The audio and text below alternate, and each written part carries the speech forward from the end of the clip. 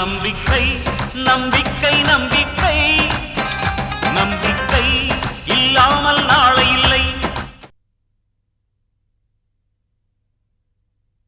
இந்த சொத்தெல்லாம் நீயே இருந்து அனுபவிக்கணும். அதுதான் என்னோட விருப்பம். சொந்தங்களை தொலைச்சிட்டு சொத்தை மட்டும் வச்சுக்கிட்டு என்ன பண்ண முடியும்? டெய்லி பீரோவை திறந்து பணத்தை மட்டும் பார்த்துக்கிட்டே இருந்தா போதுமா மம்மி? பேசாம அண்ணன் எங்க இருக்காருன்னு கண்டுபிடிச்சு அவரை கூட்டிட்டு வந்துருவோம் மம்மி. வசந்த சும்மா அனுப்பக்கூடாதுன்னு தான் பார்த்தேன். அவனுக்கு தேவையான பணத்தை கொடுத்து அனுப்பலான்னு தான் இருந்தேன். ஆனா அதுக்குள்ள அவனே போயிட்டான். சரி, எங்க போயிட போறான்? வந்துருவான், விடு. அவன் திரும்பி வரும்போது அவனுக்கு தேவையான பணத்தெல்லாம் கொடுத்து அனுப்பலாம். என்ன? சரி, உனக்கு போர் அடிச்சா என் கூட வாயேன். இல்ல மம்மி, நான் வரல, நீங்க மட்டும் போங்க.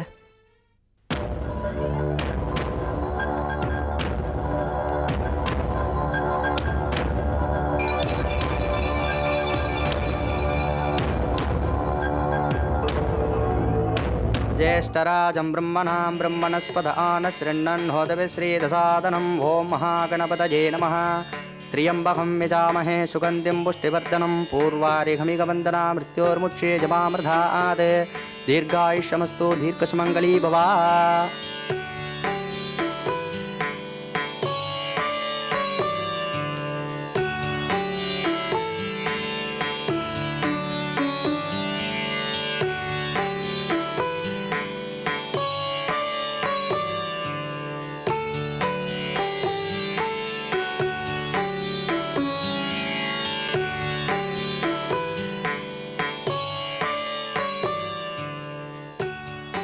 கொஞ்ச நேரம் உட்காந்துட்டு போலாம்ப்பா.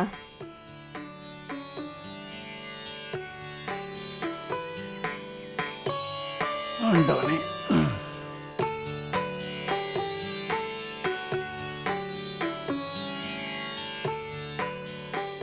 சரிம்மா, இந்த நல்ல செய்தியை சம்பந்தி வீட்டில் போய் சொல்லிட்டு வந்துடுவோம். சரிப்பா, வாமா போகலாம்.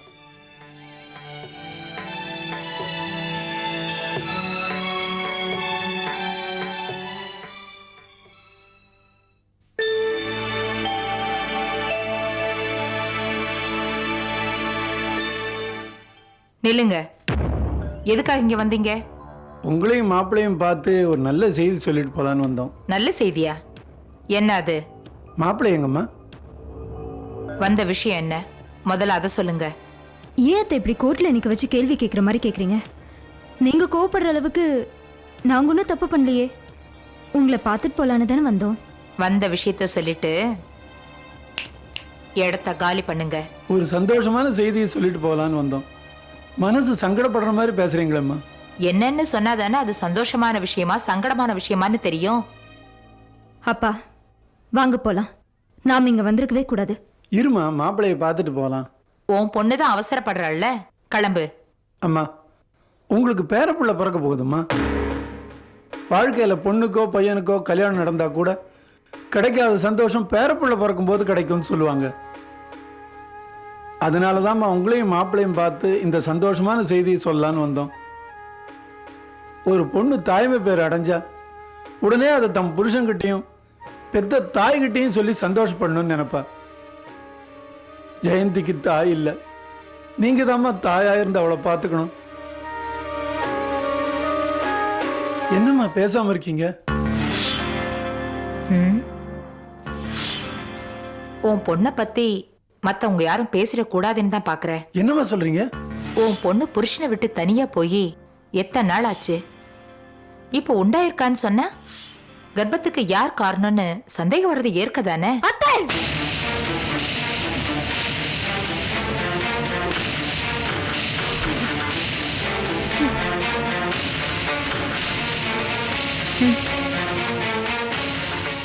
அம்மா, எங்களுக்கு உங்க அளவுக்கு வசதி இல்லாம இருக்கலாம், செல்வாக்கு இல்லாம இருக்கலாம், ஆனா தன்மானத்துல தாழ்ந்து போகலம்மா.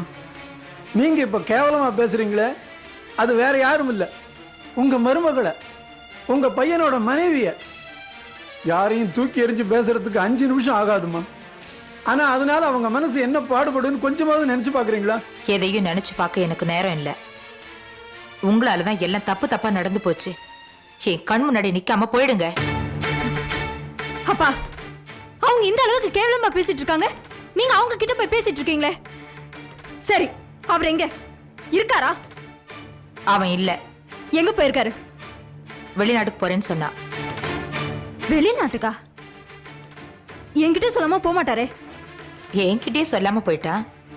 ஏமா மாப்பிள்ளை திடீர்னு ஃபாரினுக்கு போயிட்டாரு? என்கிட்ட கேட்டா என்ன பதில் சொல்றது? சரி சரி கிளம்புங்க.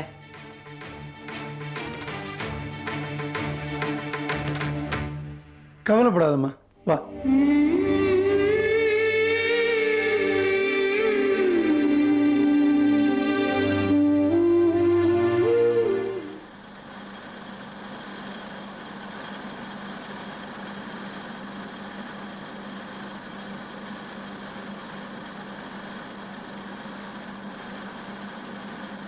என்ன முனுசாமி, நல்லா இருக்கியாப்பா? நல்லா இருக்கண்ணே. நீங்க சௌக்கியமா இருக்கீங்களா? நல்லா இருக்கேன்ப்பா. முதலாளி வந்துட்டாரா? முதலாளி இன்னும் வரல என்ன? ஆஹா. நம்ம முதலாளி உங்களுக்கு மாப்பிள்ளையானதுக்கு அப்புறம் நீங்க வேலையை விட்டுட்டீங்க, இந்த கம்பெனி பக்கமே வர்றதில்ல, எங்களை எல்லாம் மறந்துட்டீங்களா அண்ணே? அதெல்லாம் ஒன்றும் இல்லை முனுசாமி, நானும் உங்களை மாதிரி சாதாரண தொழிலாளி தான். என்ன வேலை இல்லை, அதனால வீட்டை விட்டு வெளியே வருதில்ல. ஆமாம், இன்னைக்கு முதலாளி வருவாரா? முதலாளி கம்பெனி பக்கம் வந்து ஒரு வாரத்துக்கு மேலே ஆகுதுண்ணே. அவருக்கு வேற பிசினஸ் எல்லாம் இருக்கிறதுனால இதை கவனிக்க நேரம் இருக்குதோ என்னவோ. கம்பெனி தீப்பிடிச்சி எரிஞ்சதுலேருந்து அவர் ரொம்ப டல் ஆயிட்டாரு. அவர் எங்க போறேன்னு உங்கள்கிட்ட சொல்லிட்டு போகலையா? அப்படியெல்லாம் ஒன்றும் இல்லைப்பா, நாங்கள் வேற வேலையை இந்த பக்கம் வந்தோம், அப்படியே முதலாளி பார்த்துட்டு போகலான்னு பார்த்தேன். வேற ஒன்றும் இல்லை, நீ உன் வேலையை பாரு. சரிங்கண்ணே, வாமா, போயிட்டு வாங்க.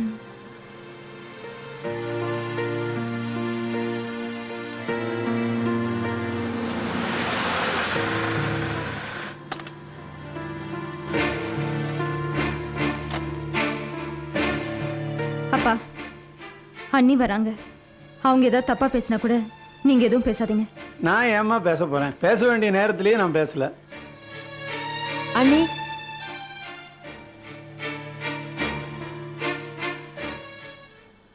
என்ன அண்ணி இவ்வளோ தூரம் வந்திருக்கீங்க? நீங்க நல்லா இருக்கீங்களா அண்ணி? ஏதோ இருக்கேன் அண்ணி. 2 நாளா எனக்கு மனசே சரியில்லை. அண்ணனை பார்க்கணும் போல இருக்கு. அவர் வெளிநாடு போயிருக்கிறதா அத்தை சொன்னாங்களே.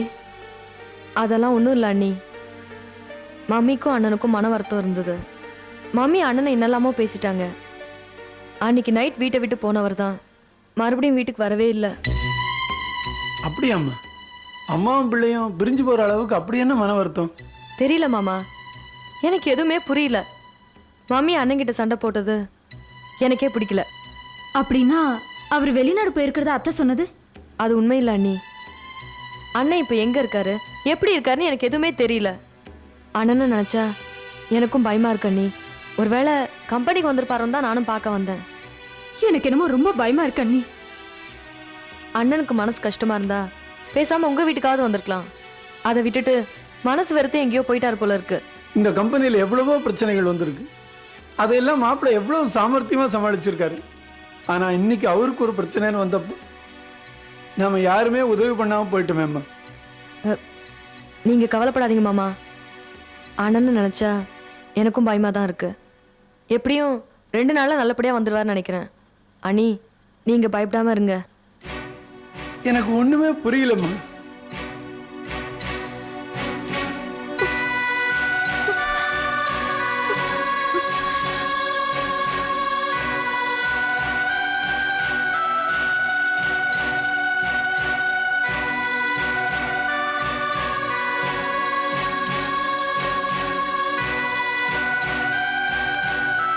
எப்பேற்பட்ட பகையா இருந்தாலும் சரி, இல்லை குடும்பமே பிரிஞ்சிருந்தாலும் சரி, ஒரு நல்லது கெட்டதுன்னா எல்லாம் ஒன்று சேர்ந்துருவாங்க. ஆனால் இந்த சிந்தாமணி அம்மா நம்மளை விரோதியாவே நினைக்கிறாங்களேம்மா.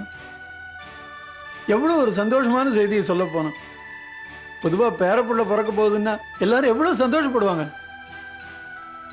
ஆனால் அந்த அம்மாவுக்கு இதில் கொஞ்சம் கூட ஆர்வமோ மகிழ்ச்சியோ இல்லையம்மா. நாம அந்த வீட்டுக்கு போயிருக்க கூடாதுப்பா. வீட்டுக்குள்ள நுழையும் போது கருவை சுமந்துட்டு போனேன். ஆனா வரும்போது பழியும் சேர்ந்து சுமந்துட்டு வரும்படி ஆயிடுச்சு. அந்த அம்மா சொன்னதையே நினைச்சு வருத்தப்படாதம்மா. அந்த அம்மாவுக்கு தான் என்ன பேசுறோன்னே புரியல. ஜெயந்தி, நீ இந்த நேரத்தில் எதையும் நினைக்காம சந்தோஷமா இருக்கணுமா. என்னை பத்தி பேசினது கூட நான் கவலைப்படலப்பா. அவரை என்ன சொன்னாங்கன்னே தெரியல. பாவம் மனசு நொந்து போய் கம்பெனி கூட வராம எங்கேயோ போயிட்டாரு. அவரை ரொம்ப நோக்கடிக்கிறாங்கப்பா. அம்மா தானே, அவரும் ரொம்பவே பொறுத்து போயிட்டு இருக்காரு. இல்லம்மா, மாப்பிள்ளைக்கு மனசு சரியில்லைன்னா எப்போ நம்ம வீட்டுக்கு தான் வருவாரு. இன்னைக்கு இங்கேயும் வரல. எங்கே போனார்னே தெரியலையம்மா. சில நேரங்கள்ல பௌர்ணமி அன்னைக்கு திருவண்ணாமலைக்கு போய் கிரிவலம் போவாரு. நேத்து பௌர்ணமி இல்லையா, அங்க போயிருந்தாலும் போயிருக்கலாம்ப்பா. சரிம்மா, இதையெல்லாம் மாப்பிள்ளை வந்ததும் பேசிக்கலாம். சிந்தாமணி அம்மா வயிற்றுச்சல்ல என்னென்னமோ பேசிட்டாங்க. இதெல்லாம் மாப்பிள்ளைக்கு தெரிய வேண்டாம்மா. சரிப்பா.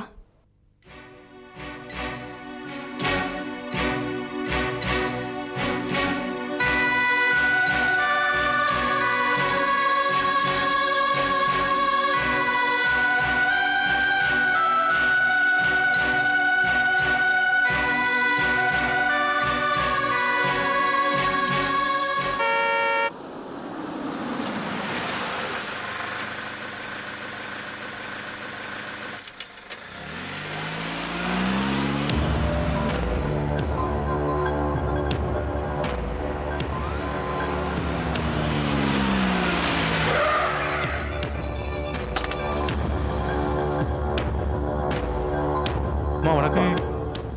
வணக்கம்மா. வணக்கம். வணக்கம். கும்பிட்றேம்மா. வணக்கம். கும்பிட்றேம்மா.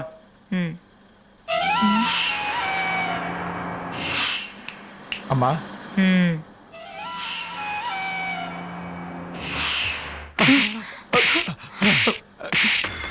ஒழுங்கா மரியாதை கொடுக்க கத்துக்க போ. என்னப்பா இது, வசந்த் சாரை காணோம், இந்த அம்மா வந்துட்டாங்க. இந்த அம்மா இங்க வந்தாலே ஃபேக்டரியில வேலை நடந்த மாதிரி தான்.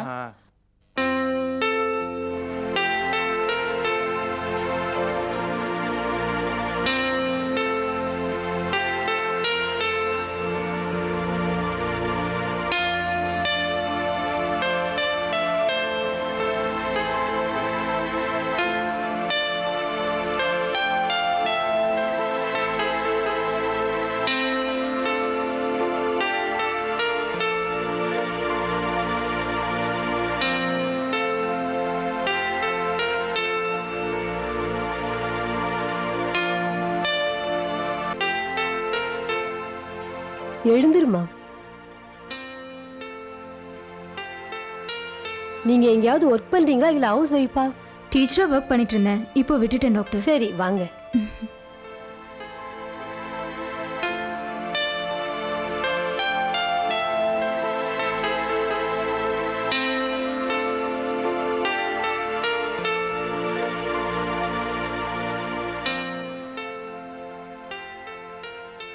பிரெக்னன்சி டெஸ்ட் ரிப்போர்ட் எல்லாம் கொண்டு வந்திருக்கீங்களா?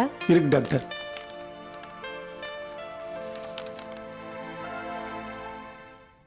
பிரெக்னன்சி கன்ஃபார்ம் ஆயிடுச்சு. நீங்க தாத்தாவாக போறீங்க.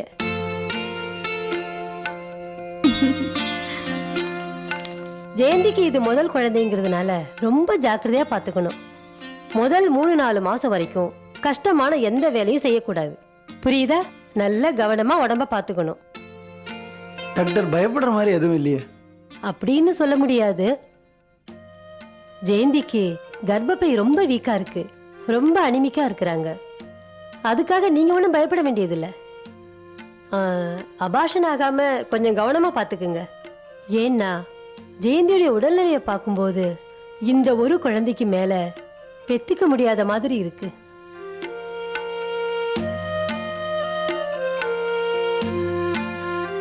அரசாங்கமே ஒரு குழந்தை போதுன்னு சொல்லுது. உண்டாயிருக்கிற இந்த குழந்தைய நல்லபடியா கவனமா பாத்துக்குங்க. அதுக்காகத்தான் சொன்னேன் கவனமா இருங்கன்னு. நான் சில டேப்லெட்ஸ் எல்லாம் எழுதி தரேன், அதை மறக்காம கண்டினியூவா சாப்பிடணும். என்ன? சரி டாக்டர்.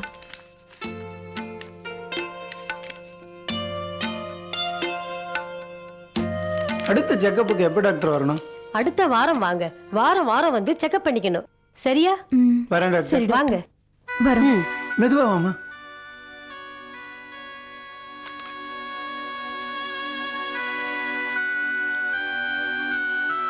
ஜெயந்தி, டாக்டர்மா சொன்ன மாதிரி நீ இனிமேல் ரொம்ப ஜாக்கிரதையாக இருக்கணுமா. குழந்தையை பெற்றுக்கிற வரைக்கும் நீ எந்த வேலையும் செய்யக்கூடாது. ஏம்மா, ஒரு நட நம்ம குலதெய்வ அங்காளம்மன் கோயிலுக்கு போயிட்டு வந்துடலாமா? என்னம்மா ஜெயந்தி ஒரு மாதிரியா இருக்க? டாக்டர்மா சொன்னதை கேட்டு பயப்படுறியா? இல்லப்பா, ஒரு பொண்ணு தாய்மை அடைகிற நேரம் தான் உலகத்திலே அவளுக்கு ரொம்ப சந்தோஷமான நேரம்னு சொல்லுவாங்க. ஆனா என்னால அந்த சந்தோஷத்தை அனுபவிக்க முடியலப்பா. இந்த சந்தோஷமான விஷயத்த முதல்ல அவர்கிட்ட தான் சொல்லணும். ஆனா அவரு இப்ப எங்க இருக்காருன்னே தெரியலையப்பா. புரியுதுமா, இப்போ உன்னோட மன நிலைமை எப்படி இருக்குன்னு என்னால புரிஞ்சுக்க முடியுது. ஆனா என்னைக்கு இருந்தாலும் ஒரு நாள் மாப்பிள்ளை கண்டிப்பா வரத்தாமா போறாரு. இந்த செய்தியை கேட்டு சந்தோஷப்படத்தான் போறாரு. நீ வீணா மனசை போட்டு குழப்பிக்காத. இந்த நேரத்துல தாம்மா நீ சந்தோஷமா இருக்கணும். எதை பத்தியும் கவலைப்படாத. வாமா வாமா.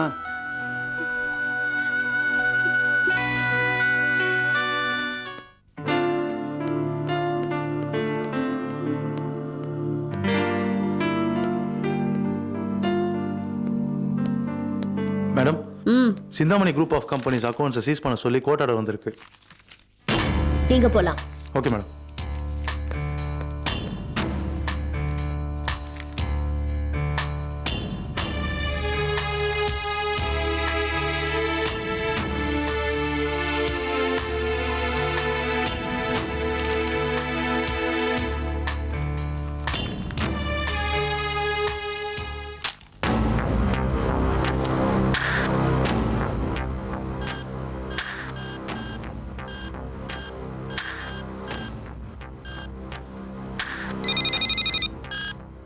ஹலோ, நான் நந்தினி பேசுறேன். என்ன சொல்லு. கம்பெனி விஷயமா பேசணும். வசந்த் இருக்காரா? வசந்த கூப்பிடுறதுக்கு அவன் இங்க இல்ல, வெளிநாட்டுக்கு போயிருக்கான். உள்நாட்டிலேயே 1000 பிரச்சனை இருக்கான். இந்த லட்சணத்துல வெளிநாடு என்ன வேண்டி கிடக்கு? வெளிநாட்டுக்கு போறதுக்கு பாஸ்போர்ட் இருந்தா போதும், ஓ அனுமதி தேவையில்லை. அதுவும் சரிதான், போயிட்டு வரட்டும். பாவம் இன்னும் எவ்வளவு நாள் போக முடியும்? வசந்த் கிட்ட ஒரு முக்கியமான விஷயம் சொல்லத்தான் நான் ஃபோன் பண்ணேன். அது என்னன்னு என்கிட்ட சொல்லு. சிந்தாமணி, வீட்டுக்கு போக காருக்கு பெட்ரோல் போட காசு வச்சிருக்கியா? ஏன் என்கிட்ட இல்லைன்னா நீ கொடுக்க போறியா? கூடிய சீக்கிரம் அந்த நிலைமை வந்தாலும் வரும். ஏன்னா நீ கொடுக்க வேண்டிய கடனுக்காக கோர்ட்ல உன் பேர்ல கேஸ் போட்டேல்ல, அதுல இன்னைக்கு ஒரு முக்கியமான திருப்பம்.